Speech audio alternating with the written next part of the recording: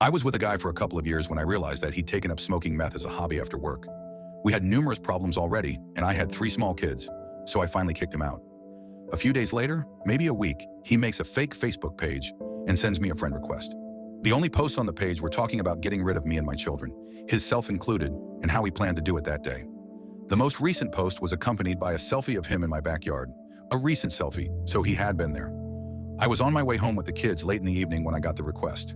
I had stopped by my parents' home the day before and gotten my dad's 9mm handgun because he was sending messages through mutual friends about burning my house down. I called the police as soon as I got home, and they didn't seem to think it was a big deal and didn't have an officer available to come check my house before we walked into it. I live in the middle of the woods and we have a rinky-dink police force.